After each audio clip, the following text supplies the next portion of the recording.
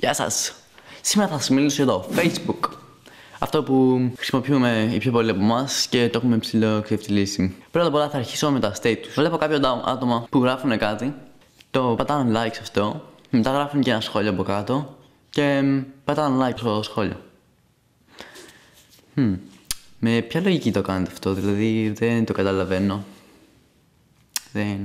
Όχι.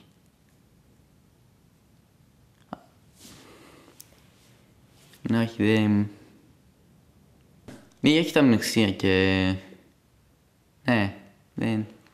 Και το πιο τραγικό είναι πως τα πιο πολλά status είναι copy-paste. Δηλαδή κάτι το ξεχωριστό δεν βλέπεις πια στο Facebook. Γράφει ένα ανέκδοτο, ας πούμε, γελάς και μετά το βλέπεις παντού, το έχουν βάλει όλοι.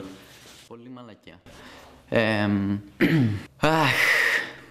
Και το πιο χυδαίο πάντως που έχω δει είναι το status που να λέει πατήστε like όσοι έχουν γεννηθεί τη γενιά του 98, 97, 96, 95, 94, 93. Wow, συγκλονιστικό. Με ποια λογική? Σοβαρά πιστεύετε πως πραγματικά έχετε friends στο Facebook που να είναι πιο μεγάλοι ή πιο μικροί από αυτή την ηλικία? Καλά, το κάνετε μόνο και μόνο για να μαζέψετε likes. Εντάξει, τι σας προσφέρει? Πριν από κάποιες εβδομάδες γελούσα με το άλλο που έλεγε άμα μαζέψω 300 likes θα πασαλείψω το πρόσωπό μου με μερέντα.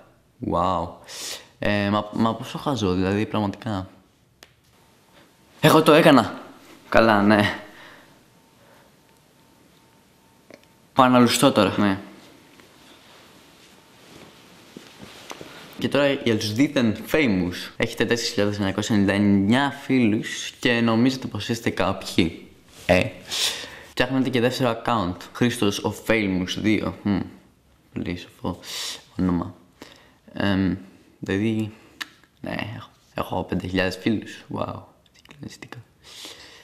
Έχω προσέξει επίσης ότι σε σχεδόν σε όλες τις φωτογραφίες οι κοπέλες φαίνονται τόσο ωραίες. Τόσο ωραίες. 2 κιλά make-up και Photoshop, ενώ στην πραγματικότητα... Καλά, ναι, εντάξει. Πέρα από αυτό, το πιο σπαστικό είναι που βάζουν κάθε 5 λεπτά τη φωτογραφία τους στο προφίλ και, ξέρεις, share, τι κάνουν share. Και γράφουν likes μέσα.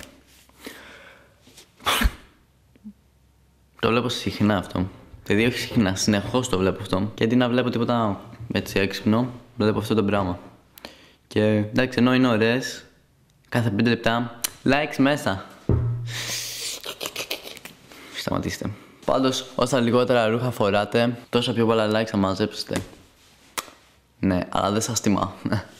Αυτά έχω να πω για σήμερα. Αν συμφωνείτε ή σας άρεσε το βίντεο, πατήστε like. Όχι like, καλά, εντάξει, και like. Αλλά αν θέλετε βάλτε το στο προφίλ σας, έτσι να τον δουν και άλλοι.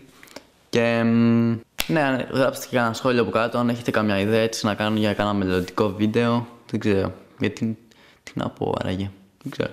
Ό,τι θέλετε πάντως αυτό. Και ναι, και αυτό το επεισόδιο θα το αφιερώσω στην Τζο που την αγαπώ πολύ. Ευχαριστώ που κάτσετε και είδατε τις μαλακίες που είπα και τα λέμε, φιλιά, σας αγαπώ πολύ.